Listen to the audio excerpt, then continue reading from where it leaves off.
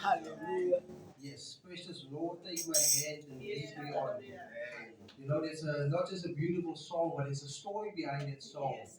There was a African American brother many years ago in Pentecost that during a very difficult time, his wife was sick, she was in the hospital, Yes, sir. and at the most worst time of his life, when it looked like everything went wrong, he Yeah. even lost his wife. But during the time that he lost his wife, feeling the loss of death, feeling the struggles of life, the inspiration struck him, and then he wrote this song, Precious Lord, hold my hand, lest I fall. Because if God doesn't hold our hand, we will fall. Amen. Through the difficulties of this life, through the trials, through the temptations, the turmoils, if God doesn't hold your hand, you will fall. So may the Lord bless each and every person. Just before we go over to the word, we just want to express our condolences once again to Sister Anna with the loss of Brother Dick. We shouldn't be calling it a loss. I like the way Pastor posted it. It's a promotion. This life is a short one. It's a temporary one. But the goal is eternal life. Amen. That is what we are striving for.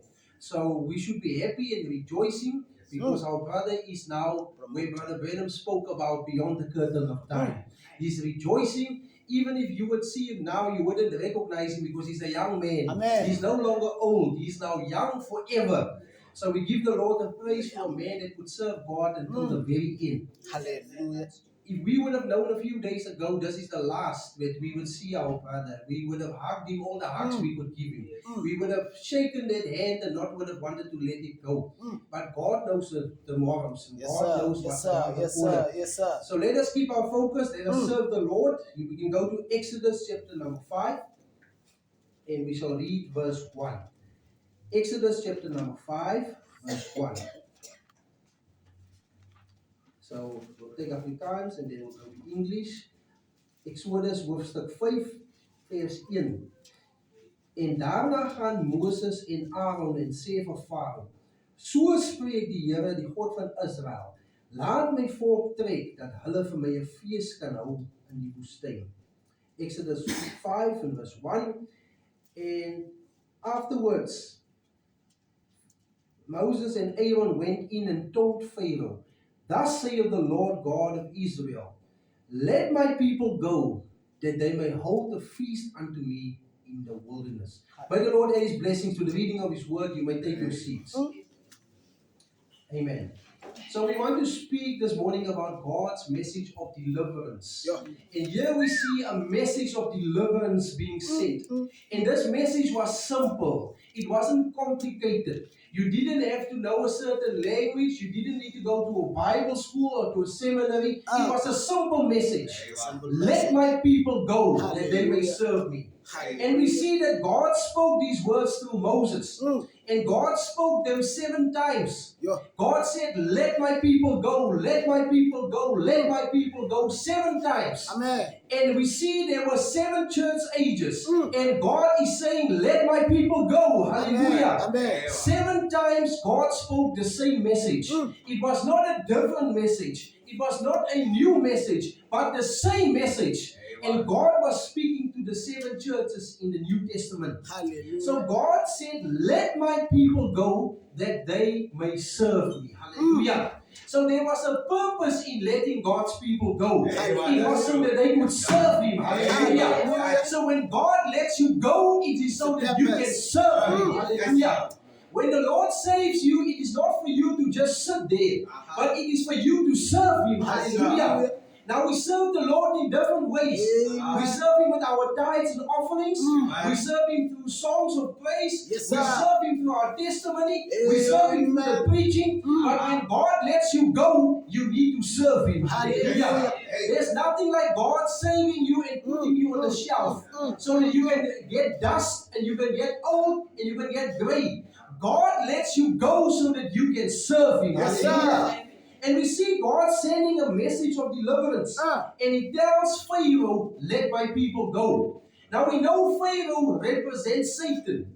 Satan is the slave master. Yes, sir. Satan is the one that is tormenting and that is punishing. But we see God is the deliverer. Hallelujah. And God told Pharaoh, let my people go. And on the cross of Calvary, He had to let the people go. Hallelujah. Because our Moses is Jesus Christ. Hallelujah. He is the one that came to let us go from the bondage of sin, from the bondage of hatred, from the bondage of darkness. Jesus is our Moses. Yes, sir. The Bible speaks in Hebrews chapter 3 that Christ is superior to Moses. Hallelujah. Now there is similarities between Jesus and Moses.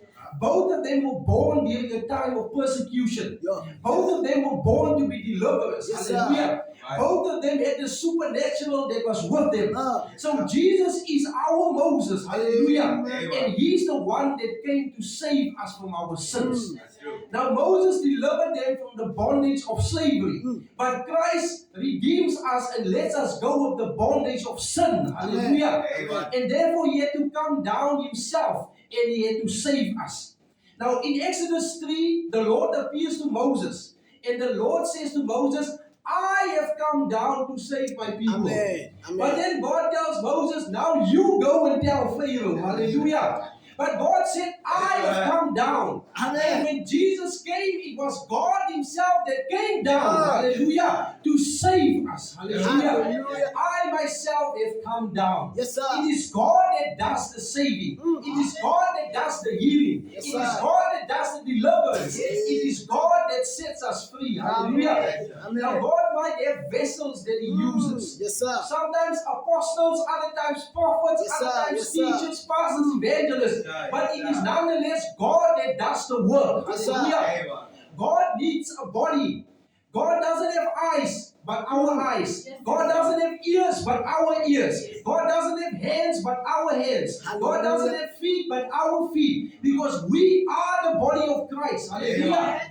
And God uses us. Sometimes we think somebody must have a special gift of healing to put their hands upon you. Amen. Many years ago, there was people that was asking Brother Frank when he came here to South Africa, can you please pray for me? And then Brother Frank said, but where's your pastor? Your pastor can also pray for you. The Bible says if anybody is sick in the church, let him call the elders of the church and let them anoint him with oil in the name of the Lord. And he shall receive his healing. Yes, sir. And if he did sin, the sin shall be forgiven. Amen. Hallelujah. Amen. Some sicknesses are caused by sin. Sin is the reason for sickness. Hallelujah. Before sin came into the world, there was no sickness. Before sin came into the world, there was no death. Before sin came into the world, there was no hospitals. Before sin came into the world, there was no police stations. Yes, sir. Before sin came into the world, there was no prisons. But sin brought all those things into the world. Hallelujah. The Bible says if you are sick, let the pastor or the elder pray for you after he anoints you with oil in the name of the Lord. Amen. And then the Bible says you shall receive your healing. And if you did sin, that sin shall be forgiven. Hallelujah. So we don't always need a special gift of healing. Hallelujah. There were people many years ago, they thought only Brother Branham should pray for them. Brother Branham said, put your hand upon the part of your body where the disease is. And as I pray for you, God will heal you. Because the Bible says, they shall lay their hands on the sick and they shall recover. Hallelujah. It is not just for one person, but it is for the whole body of Jesus Christ. Jesus says, for those that have believed, these signs shall follow. In my name they shall cast out devils. With new tongues shall they speak. If they will drink anything deadly or harmful, it will not hurt them. And Jesus says they shall lay their hands upon the sick and they shall recover. So that promise applies to all believers. Hallelujah. It doesn't always need a special gift. Although God does have gifts of healing. Hallelujah. Now the Bible doesn't speak in the singular. It doesn't say one gift of healing. It speaks about gifts of healing. It speaks in the plural because God heals through different ways. God can even heal through music. Hallelujah. When the music is godly, it brings down the anointing. And that anointing of God is where the healing touch is. The Bible says in Isaiah 10 verse 27 that the anointing breaks the yoke. Hallelujah. So God can heal through music, God can heal through prayer, but the bottom line is God heals through faith. Hallelujah. We need to believe. Without belief, nothing is going to happen. But if we can only believe, all things are possible for those that believe. Hallelujah. So the Lord sends Moses here to Pharaoh with a message. And we see Pharaoh was stubborn. He didn't want to let the people go. And the devil is a stubborn thing. We should never challenge the devil unless God told you to do so. Sometimes people underestimate and they think they can challenge the devil. You get people that go out there and then they play with the snake or they play with the lion just to see what will happen. Now, if that is what you're going to do, that is what you're going to get. Hallelujah. If you want to go to a safari park, here in Palm side, there's a lion park there. Don't play with the lion, but if God didn't tell you to do so, the lion will eat you. There's a lot of snakes out in the mountains, in the bushes. If you want to be bitten, you can just go. But if God tells you to go, then you can go. Hallelujah. If God wants you to do it, then it will so happen. Hallelujah. But the Bible says that if it would happen in a situation like with Paul, Paul was on the island, he was using the sticks to make fire, there was no electricity back then. And as he's making the fire, there comes a snake and it bites Paul.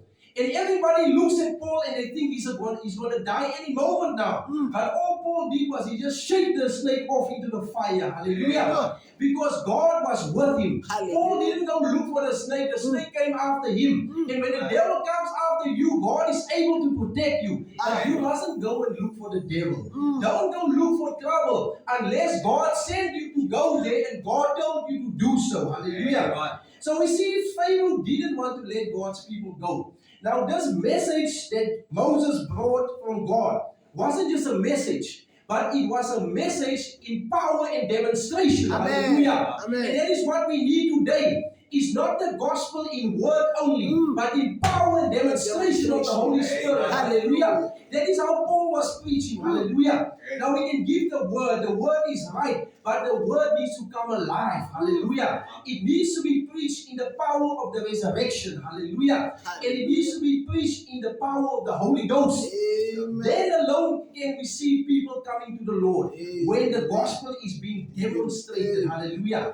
Not in word only. The word is right, but it comes also in power and demonstration of the Holy Spirit. And here Moses was demonstrating the message. Hallelujah. God told him to bring this and to do that. And we see the signs and the wonders and the plagues and the miracles. And so it is with the gospel. God said certain signs would follow.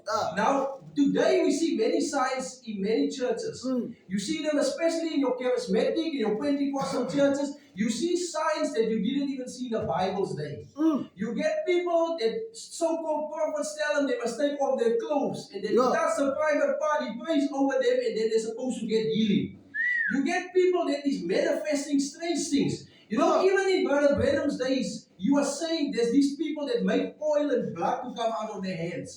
And Brother Branham distanced himself from such people because such signs were not in the Bible.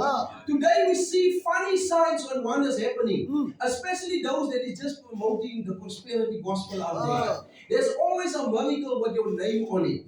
Now look at South Africa today. How can there be miracles with names on it when the people are living the way they are living? People are living in sin and in darkness, and the false prophets are just telling them about the miracles that's coming. Now, miracles do come, but we must first repent. We must make it right. That is the greatest miracle if somebody can repent. Hallelujah. The Bible says there's rejoicing in heaven before the angels for one sinner that repents. That is the greatest miracle to begin with. Hallelujah. All the other supernatural God is able to do. But Jesus says, beware of the false prophets. Now, every time Moses did a genuine miracle, we see that Jannes and Jambres came and they impersonated what Moses did. There are many impersonators today.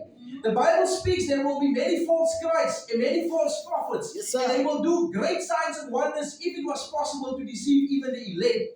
So there is today Jannes and Jambres also in the world. Hey. Just as there's the genuine Holy Spirit, there's the Jannes and Jambres spirit out there as well. The Bible said the two spirits would be so close that if it was possible, they would deceive the very elect. Hallelujah.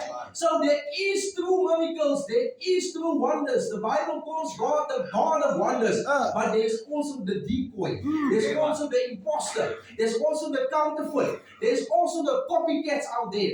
And therefore we must have discernment of spirit. Hallelujah. Amen. Now one thing that Jannes and Jambres could not impersonate was the word. Hallelujah. Hallelujah. When Moses made the water into blood, they could do that. When Moses did this plague, they could do that. But they couldn't impersonate the word that Moses had. Hallelujah. Moses had, thus saith the Lord. He had what God had said. Jannes and Jambres didn't have that.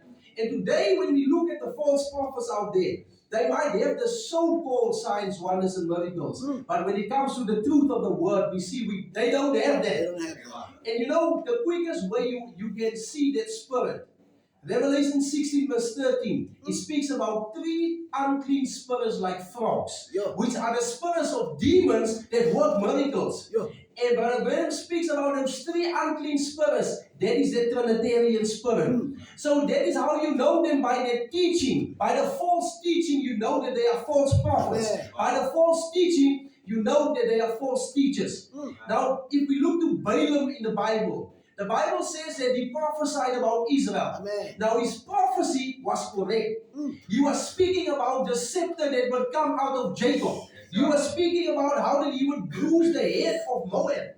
He was speaking about the Messiah that would come out of the people of Israel. His prophecy was true, but his teaching was false. The Bible says in Revelation chapter 2 to the church of Pergamum, Jesus was speaking there and saying, I have this against you, that you hold on to the teaching of Balaam. The teaching of Balaam was a false teaching. Hallelujah. And that is how we recognize the false anointed ones. Their teaching is false.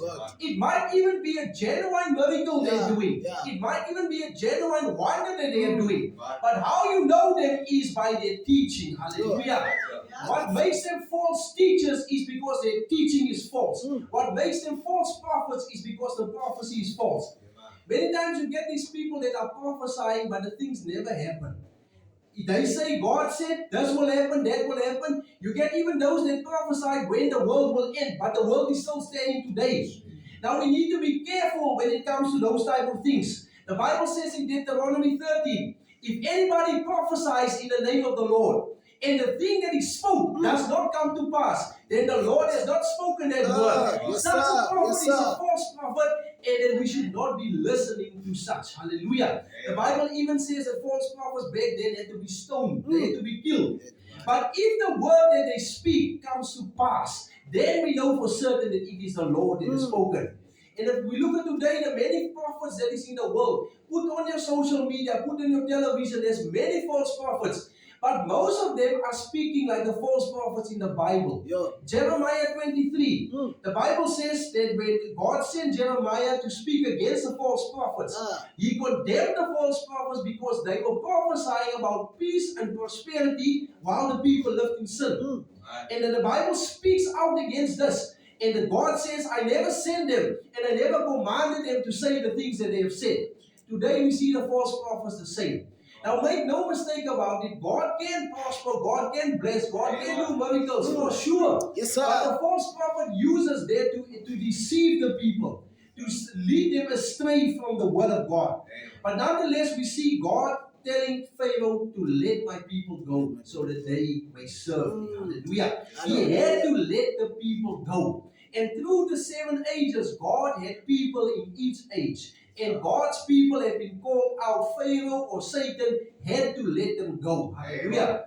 But there's a verse in Jeremiah 23 that speaks, there will come a day when they will not say the Lord that brought the children of Israel out of Egypt, but they will say the Lord that brought the children of Israel out of Babylon. Hallelujah.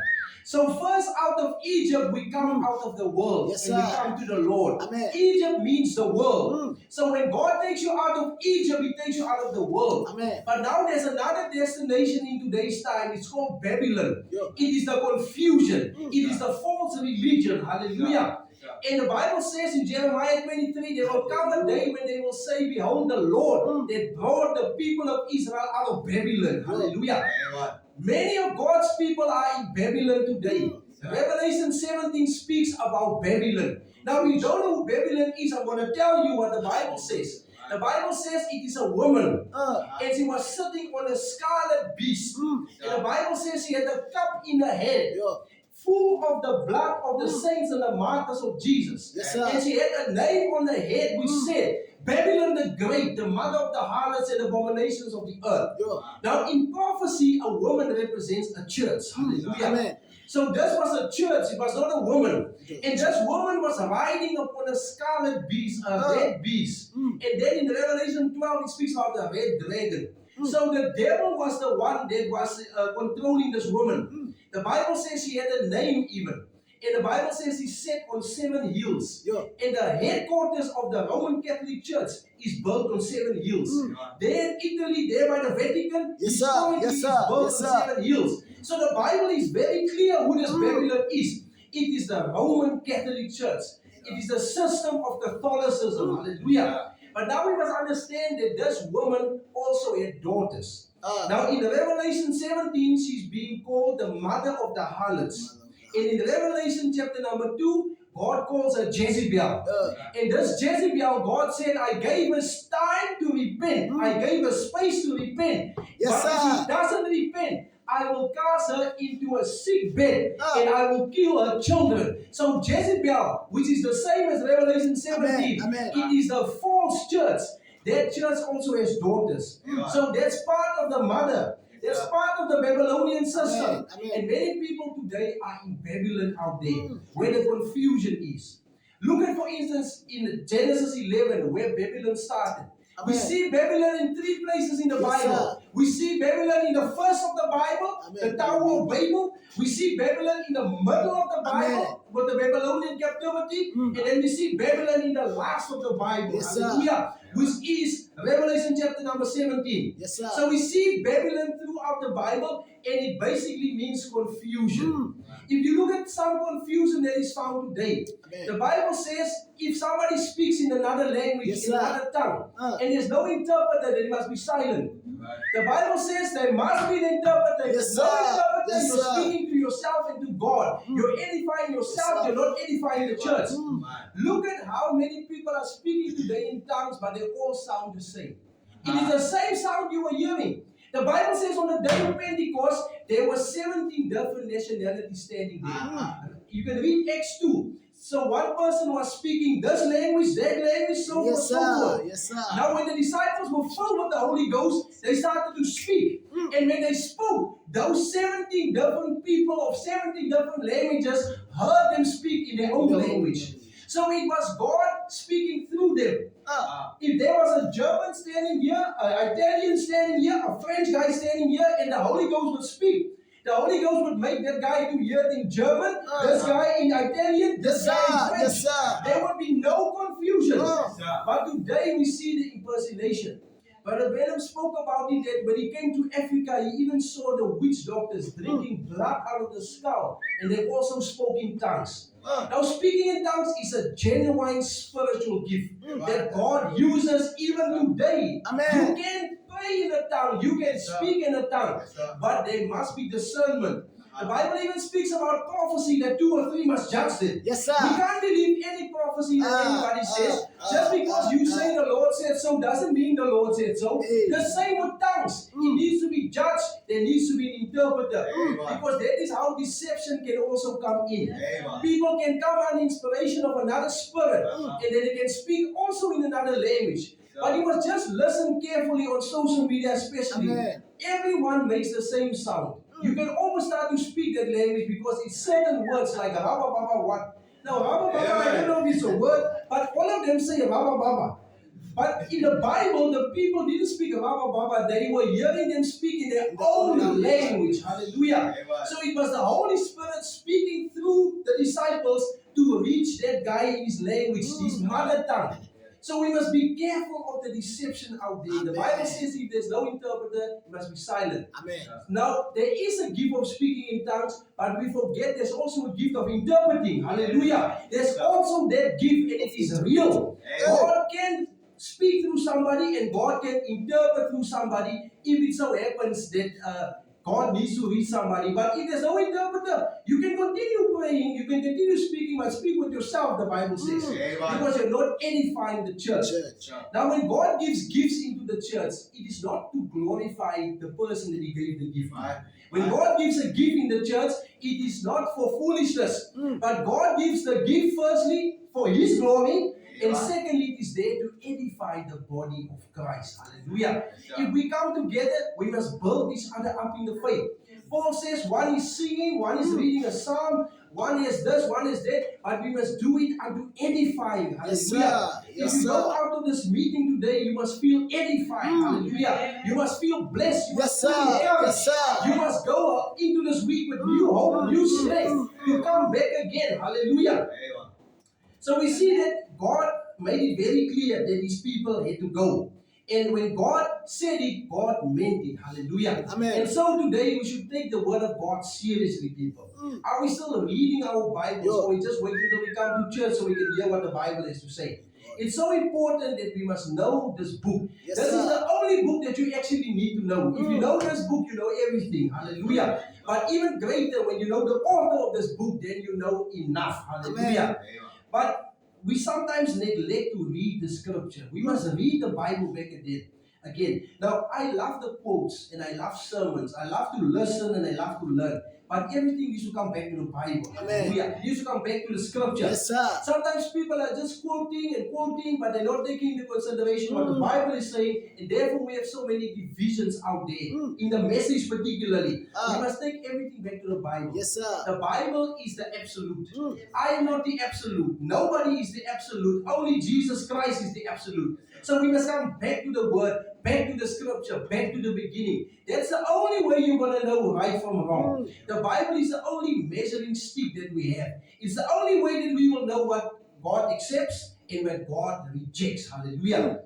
So the message is still valid today. Hallelujah. God wants His people to be set free. Hallelujah. God says, let my people go. Now, as we said in this case, it was to let them go of slavery. But even in today's time, us as children of God can find ourselves in situations. We can find ourselves battling a disease. We can find ourselves in battling with finances. We can find ourselves battling problems, difficulties. We can battle a stubborn child. We can battle a spouse that is not supportive of us serving the Lord. But God says, let my people go so that they may serve. Hallelujah. So face that problem by faith. If you have a certain disease, tell that disease, God said, let my people go so that they may serve me. Hallelujah. If you have that challenge that you are facing, tell that challenge, God said, let my people go so that they may serve me. Hallelujah. Now, when we serve the Lord, there might be many stumbling blocks that come our way. So I can only preach what the Bible says. Yes, and the Bible does speak that stumbling blocks will come. But Jesus says, woe unto him to whom the stumbling block comes. It would be better if a mule's stone would be wrapped around his neck and be cast in the depths of the sea. Now, if you look at Moses, look at how many obstacles this man had in his ministry. He had Pharaoh to deal with, and just when they thought Pharaoh drowned in the Red Sea, he had a new problem to deal with, a bunch of stubborn people that don't want to listen. And so it is when we serve the Lord.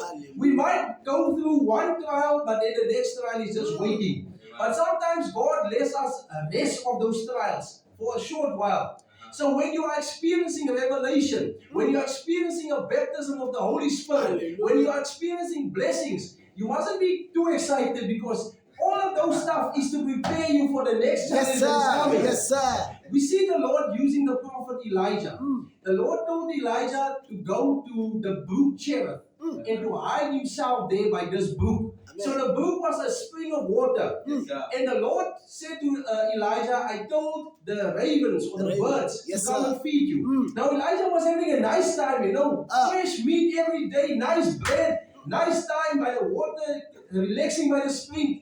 Just the next chapter, he faces the greatest challenge. He faces the prophets of Baal. And he stands in front of them. Now Elijah wasn't alone. God had 70 others that he was holding back. But when it came to the showdown, it was Elijah standing against the prophets of Baal.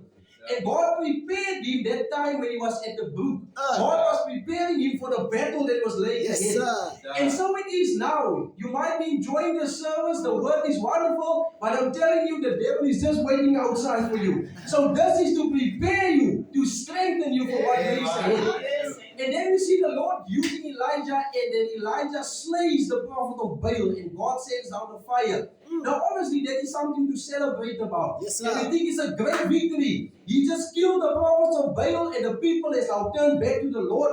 Just the next chapter after that, we see Elijah running away from a woman. The man that was so anointed just a few moments ago, he's running from a woman. The man that took a sword and that killed 400 prophets of Baal, how many they were, the same man is now running away from a woman.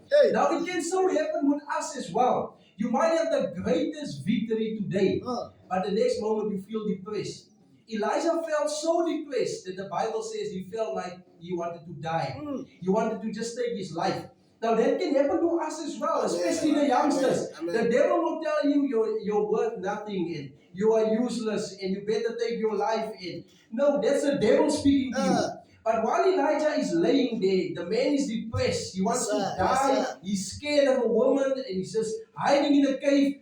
Then the next moment, an angel appears to Elijah and says, Elijah, arise and eat. Hallelujah. So those moments when you feel down, the moment you feel depressed, rise and eat. Eat the word of God. Hallelujah. And Elijah ate, and that meal that he ate gave him enough power. The Bible says Elijah outran a chariot and horses. Hallelujah. Imagine a pastor running as quick as that. Now back then they had the horses. They had the chariots. Today we have the Ferrari, we have the Porsche, we have all these fast cars. Now imagine now a pastor down the road running quicker than a Ferrari. Telling you. So that food that he was eating was good food. Hallelujah. And the food that you need to eat is the word of God. Hallelujah. The word of God will help you to overcome any problem. Hallelujah. Sometimes we just need to search the scripture. You know, the Bible has something to say about everything in this life. About your birth, about your life, about your death, about marriage, about raising children, even about your finances. The Bible has something to say. All you need to do is to pray the Lord to show you so that you might see. Hallelujah. The Bible is a big book. It has a lot of books, but the answer is in there somewhere. You just need to search for it. Hallelujah. And at the right time, the Lord will show you. And then we see after Elijah had that victory, at the end, he was taken up in the chariot. And that is our goal as well. Hallelujah. Our destination is not here. Our destination is there. The Apostle Paul was saying that our citizenship is in heaven, from which we expect Christ Jesus. Amen. So Elijah went through all those things. From the brook chariot to the battle with the prophets of Baal, to running away from a woman. But his end destination was to be taken up in the chariot to go into heaven to be with the Lord. Amen. And we might face also similar things or difficult things, but our end goal is to be with the Lord. Amen. This life is a short one. This life is temporary. This life is not forever. But there is a life greater than this, and it is eternal life. And we need to prepare for eternal life. Hallelujah. We need to prepare to be with the Lord. Because the Bible says we will be with the Lord forever. Hallelujah. When the rapture happens, there will be no more separation. The rapture will be our uniting with the bridegroom. Hallelujah. And we will be with him forever. There will be no more separation. There will be no more tears, no more heartache. But we will be with the Lord forever. Yes, sir. Now we might not understand it. For now it feels like, should I leave everything behind on this world? Should I leave my house? Should I leave my car? Should I leave that? But when you're in the presence of the Lord, you wouldn't want to come back to this world. Hallelujah. I think of our brother it's only us that is sad this morning. But I don't think Brother Dick is sad this morning. I think he's rejoicing. Yes, Hallelujah. He's meeting the saints, the patriarchs, the prophets, the apostles, the believers from the Bible, and all the other saints that has gone on before. Now, it is also normal, we must be sad, to cry. Even Jesus showed emotion. When he came to the grave of Lazarus, he was crying. When he saw the crowds walking there and they are like a shepherd that doesn't have sheep, they are hungry, they are tired. Yes, sir. Jesus felt sorry for them. It is nothing wrong if you cry. It is nothing wrong if you're sad. The Apostle Paul said that we can be sad, but not like those that don't have any hope. You must sorrow, but not like those that don't have any hope. So if you want to cry, you are welcome to cry. Yes, If you want to express that emotion, you can do so. But just know that it is only temporary. Amen. It won't last forever. Amen. The Bible says God will wipe all tears from their eyes. Hallelujah. In the book of Psalms, it speaks that God catches our tears in a bottle. Hallelujah. Those prayers that you pray when you're crying, God sees and God hears, and God will wipe away all tears from our eyes. We might not understand it now, but there's a song that says, we'll understand it better in the sweet by and by. Hallelujah. When we are there, we don't want to come back here. We don't want to face these challenges and difficulties. Now, the reality of the matter is that us as believers, we rest in the Lord. Hallelujah. But not everybody rests in the Lord. Amen. That's why you sometimes hear about these ghosts walking around, opening the cupboards and the windows. Because sometimes you get souls that don't find rest because they didn't rest in the Lord. But the bottom line is, if you die in the Lord, the Bible says, blessed are the dead that sleep in the Lord, so that they may rest of their works. Hallelujah. So when we die in the Lord, then we can truly rest of our labors. Therefore, when a believer dies, the Bible even speaks about it in the book of Psalm 16. Precious in the sight of the Lord is the death of his saints. Yes, sir. Hallelujah. Yes, So sir. when a believer leaves this world, we are happy, we are rejoicing. Now, sometimes people die young, sometimes people die old. And we are quick to judge. Then we want to say, yo, but this brother was only 20, man. Why did he die now? He must have been doing a secret sin. But sometimes the Bible says in Isaiah 57, the righteous die suddenly, he's taken away, nobody notices it. But the Bible says the Lord is taking him away from the evil that is to come. Sometimes it can happen that young people die, but they die because they're doing bad stuff. They die because they're using drugs. They die because they're drinking alcohol. They die because they are involved with the wrong type of friends, and then their lives get cut short. So therefore, our young people must also watch out. The Bible says, I'm a companion of those that fear you. If your friends are ungodly, don't have those friends. You must go to school with those friends. You must sometimes work with those people. But don't do the same things with them. Many times young people's lives get cut short because they're involved with the wrong people and doing the wrong things. But it can also happen that a young godly person can also die because the Lord is finished with that person. Look at John the Baptist. He was about the same age as Jesus. So John died in his early 30s. But God was done with John. John had the purpose to fulfill. And Brother Branham says that nobody will touch you and nothing will happen to you unless the purpose of God is fulfilled with you. Yes, sir. Hallelujah. When God is done with you, then God is done. Hallelujah. There's a saying that people say it's not over till a fat lady sings. But I don't believe in that one. I believe it's not over till God says it's over. Yes, sir. Sometimes you get people that live long lives, 80s, 90s, sometimes until 100, and they refuse to accept the Lord. Brother Branham tells of a testimony of an old man. He was about to die. Brother Branham just went to see him. And then he told Brother Branham that Christ just appeared to me. And he said, it's later than you think. And not long after that, you also pass on. Sometimes you get people that grow old and they still refuse to accept the Lord. They still refuse to repent. So it's not to say now they were blessed because they had a long life. There could have been other stuff that could have caused them to live long. The Bible says, honor your father and your mother, and your days will be prolonged. Yes, sir. So sometimes people don't believe in the Lord, but because they respected their parents, God will respect them and God will give them a long life. But the sad case is you get people that die old and then they die without the Lord. That is a very, very sad case. So whether we live or whether we die, let us make sure we live for the Lord and we die in the Lord. That is ultimately what matters, beloved. If there's still something that is not right in our hearts, let us make that thing right. Amen. Because death can come in any moment and knock at our door. Amen. Sometimes God gives warnings. He will give a dream and then you know you must start preparing. Sometimes it can happen that you start to see somebody's body starting to become frail. That's also a sign He's giving. You must start to prepare. But sometimes it happens suddenly, without a warning, without anything, and then we get taken away from this world.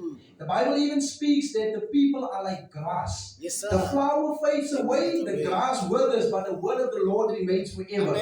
So we are like grass. We can also just fade away at any moment. But let us make sure that when we fade away, we fade away in the Lord. Hallelujah. Let us make sure when the day comes, when the trumpet is sound, that we are ready to meet the Lord in the air. Hallelujah. So this life is just a test. It is to prepare us for the world that is to come. Hallelujah. So let us make sure whether we are old or whether we are young, that we make right with God. Whether we are above retirement, under retirement, make sure you're right with God in either case. Because death can come at any moment. If there's anybody, I like it when Pastor always says these words, if you've not yet accepted the Lord, the opportunity is there now. Accept the Lord. Don't wait until it is too late. Don't wait until the door is shut right in your face. You know, recently I've heard of many youngsters that have passed on suddenly. Right in the prime of their life, in their 30s, you get people that get diagnosed with cancer that pass on. You get people that just slip away suddenly like that. If they knew that death was standing around the corner, they would have hastened to make right with the Lord. So me, I didn't want to wait until the last moment. You get people on the deathbed, you can pray for them, and that is fine. But I want to wait until the deathbed. The Bible says that Michael, the archangel, he was fighting with the devil over the body of Moses. Now imagine I'm laying there in the hospital and the saints come to pray for me, and now Michael is standing here and the devil is here. I don't want to struggle. I want to be right. I want to be like Lazarus. The Bible says that the angels came and they carried him away to the bosom of Abraham. And that is for sure. Before we transcend into the next world, we're going to start seeing things. The Bible says before Stephen died in Acts 7, he started to see heaven go open. And he says, behold, I see heaven open, and I see Jesus standing on the right hand of God. Just before he had to cross over, there was a brother that also had a gift of healing, Brother Bosworth. He used to go with Brother Brandon and pray for sick people. And Brother Bosworth lived up to his 80s, I think. And he was getting on a sick bed, so they started to call the family and say, let us pray for Brother Bosworth and let us say our goodbyes, because it seems like he's reached the final stage. And they say Brother Bosworth, all his life, he was never a sick person. Because he prayed the Lord and he said, Lord, let me die the same way that I lived. And I lived without pain, so I want to die without pain. And they say Brother Bosworth was laying there. And the next moment, he jumped up out of the bed. And he started to give people hugs. And he started to call them by name. Brother so-and-so, I haven't seen you in years. Sister so-and-so, oh, it's so good to see you. But everyone standing in the room could see nobody. But they started to recognize the names. But wait a minute, Brother so-and-so is dead already for 20 years. Sister so-and-so is dead maybe for 10 years now. How can he be seeing them but we don't see them? And after he hugged all of them, he just lay back on the bed and then he just breathed the last breath. And there Brother Bosworth goes. The Bible speaks about it like that with Abraham, Isaac, and Jacob. Specifically with Jacob. That he just went onto the bed, put off the shoes, put in his legs, and then he breathed the last breath. Now, either way it comes that way, it can come in an accident. If look at Brother Branham's death, there is different ways that death can come. But when death comes, let us make sure that we are ready. Now, God bless you, saints. That is the message for today. I trust that it was a blessing and everybody could learn something. And I trust that you were edified by the message today. If you were not edified by the message today, then I must go back and do my homework. Because the Bible says the body must be edified. Hallelujah. So if you learn something today, then I'm happy that the Lord will use me in service. You know, there's many places that I go to minister. This morning I went here to the police station in Kleinvlei. So I've been going there for some time now to preach to the prisoners there. And I must say, prison is not a nice place to be. The moment they open that cell, the smell that's coming from there is horrible to begin with. Now you have all these men laying there, and now you come and preach to them, and they don't even want to get up because it's cold in the morning. That's why, especially the youngsters, you mustn't be naughty because it's not a nice place to go to. And the opportunities are there that we can share the gospel. Now God opened the door for me to preach there by the police station. God can open the door in another way, however He wants. Not everyone can be a preacher, but you can be a testimony. You can testify about the Lord. You don't need a large crowd to talk to. You can just stop that guy there in the corner and just give him a word of encouragement. You know, when I was younger, back in my teens, I used to make it my hobby, school holidays. I would carry a little Bible with me and I would walk all through the neighborhoods. And I would see as people are gambling on the street corners, smoking the hookah pipe or drinking. Then I would walk alone with this little Bible and then I would go straight to them and I would say, can you just give me a few minutes of your time? And I would start preaching to them on the spot, right there. There's nowhere to run, there's nowhere to go. You will stand still and you will see the salvation of the Lord, right there. So for me, I took an opportunity like that. Now, not everybody can do that. Not everybody is meant to do that. But you can testify with your work colleagues. You can testify to your family members. You can invite them to church. That is the least you can do. Just tell them, come and listen. One of the disciples was telling the other one, come and see. It was Philip that went to call Nathaniel. Come and see. He had found him of whom Moses wrote. He didn't preach a sermon. He just said, come and see. And Nathaniel was skeptical at first, Now, you might also invite somebody and they'll say, oh, is it those Branham churches? Oh, they might be skeptical. But let them come and see. And then they will hear for themselves. And then they will see the salvation. Amen. So God bless you, saints. We can stand. Amen. Amen.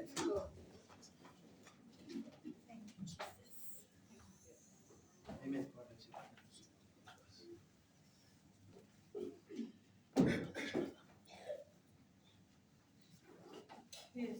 Hallelujah.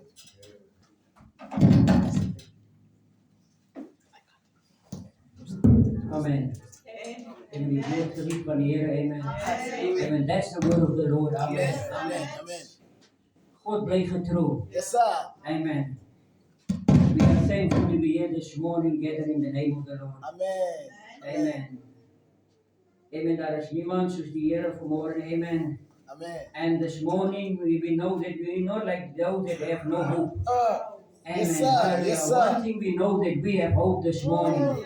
Those who died in the Lord, one day we're going to see them. Amen. Because they died in the Lord. Amen. And we know the Bible speaks about that after 70 years is grace. Yes, sir. Amen. So, amen, our brother have lived a full life. Amen. The Lord has kept him. Amen. Amen. 17 over. That's the grace of the Lord. Yes, sir. Yes, sir. Amen. Yes, Let's sing sir. that song this morning, Across the Bridge. There's no more sorrow. Amen. Across the bridge there will be no more tears.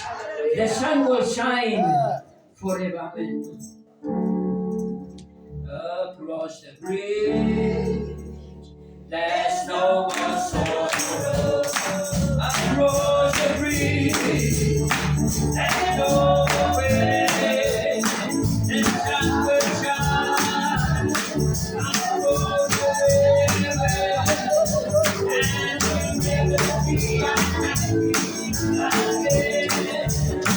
Across the bridge, there's no more sorrow. Across the bridge, there's no more pain. The sun will shine across the river, and we'll never be unhappy again. Across the bridge, there's no more sorrow. Across the bridge, there's no more pain. The sun will shine across the river, and we'll never be unhappy again. Across the bridge, there's no more sorrow. Across the bridge, there's no more pain. The sun will shine across the river, and we'll never be unhappy. Across the bridge, there's no more. Across the bridge, there's no more pain. The sun will shine. Oh, across the river,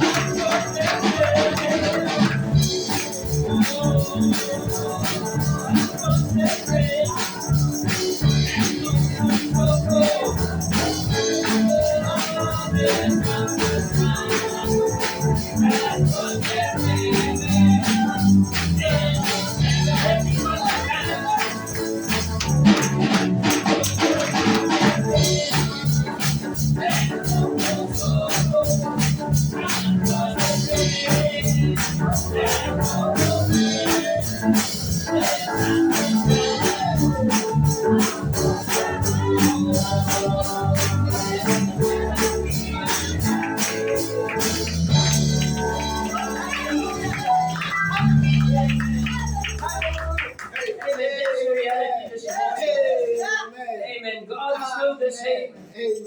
Amen. We will meet our dear loved ones Yes, sir. who have gone before. Amen. And what we have here this morning. Amen. Not because we are sad. Hallelujah. Yes, Lord. Amen. The brother said, if we are sad, you can cry, you can cry. But one thing we know, we got a blessed assurance. That one of these days we leave this world. Amen. We that is here, we have to cry because we are still in this world of sorrow. We have to still go through this pain for heartache and pain. Amen. But our brother's been set free. Hallelujah. Amen. Yes, sir.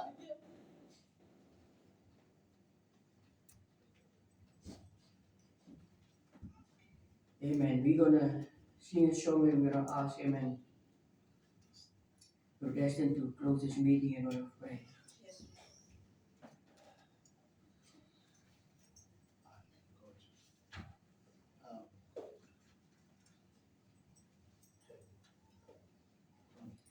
Amen. Let's sing that song. Blessed assurance, Jesus is mine. Oh, what a fortress. Glory divine.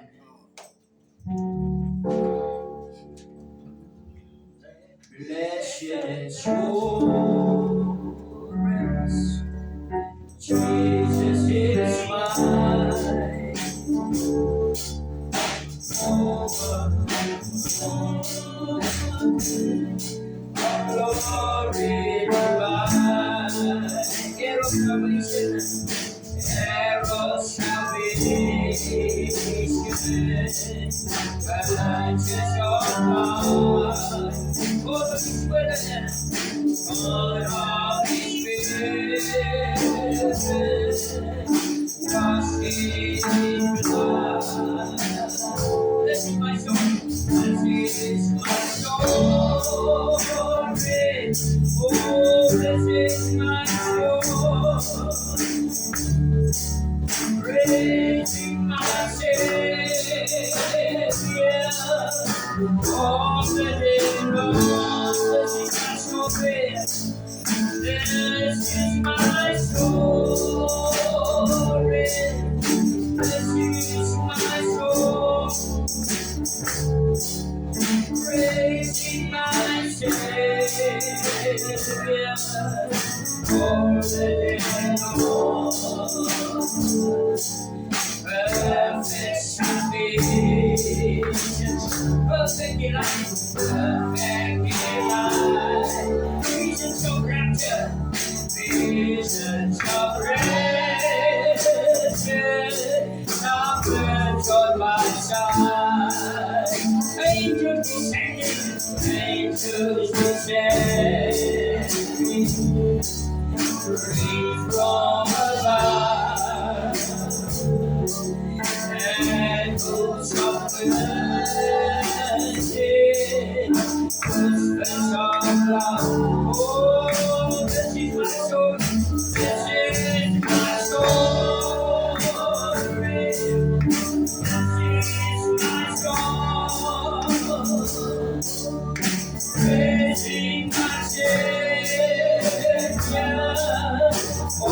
This is my story. This is my story. Praising my Savior all the day long. Perfect salvation, all is at rest. I am my Savior. I am my Savior. I'm happy and glad. Watching and waiting, watching and waiting. The King of God, oh, with His goodness, and with His goodness, lost in His love. Oh, this is my story. This is my story. Praising my Savior all the day long. This is my story. This is my story. Praising my Savior all the day long. Oh, this is my story. This is my story. Praising my Savior all the day long. Oh, this is my story. This is my story. Praising my Savior all the day long. Hallelujah. Yes, sir.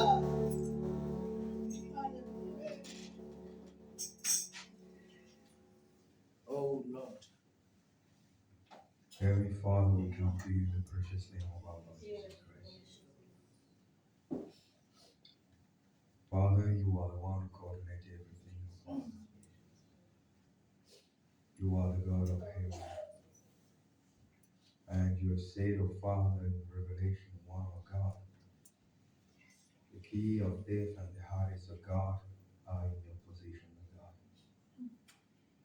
Nothing, O God, can go out of this life, O Father, or come into this life, O Father, without, Lord, your permission, O God. You command everything, O Father, and Lord, we are your children. O God, we thank thee, O God, for promoting our brother, our Lord Dick. Now he's now, Father, by your side, O God. And we thank thee, O God, for the moment that we had together. Lord, we can remember him coming, O Lord, in front of your people, Lord, dancing, O God. Even though he could hardly walk, O Father, there he was coming and dancing, O God. He could come, O Lord, and testify of the goodness of God, O Father, in his life. How countless times, O Father, you have brought him back to life, O Father. When people have thought, O God, this time is gone, they were standing, O Father, and praising your name, O God. Now, O Father, you have taken him away from us, O God, to be with you, O Father. Lord, what we ask you, O Father, is, Father, that you may remember those that are left behind, O God. Lord, remember his wife, O Father. Lord, after sharing your life with someone for such a long time, O God, to see the person living, O Father, Lord, has never been easy, O God. I remember, O Lord, one of your servants that came on this earth, O Father, Smith, O God, Smith the plumber, O God, a man filled with the Holy Spirit of God, preaching your word and of God's word, oh Father, in his heart to God. And before people that he would read one book in his life, and that's the Bible, oh Father. Oh God, a man who one day, oh Lord, told the people to leave newspaper outside of his house just because he didn't want those lies in the newspaper to come into his house, only allowing the Bible to get into his house. Lord, when he took away his wife, oh Father, Lord, he came back. Lord, he could not take it. Oh Father, and he calls for the life of the wife. And the wife told him back, oh God, I was happy on that side. Lord, oh Father, as you fortify the heart of your servant, I praise you fortify, oh God, and strengthen, oh Father, Lord, the heart of our sister Anna. God, oh Father, I pray that you may, oh Lord, walk with her, oh God. Bring her comfort, oh Father.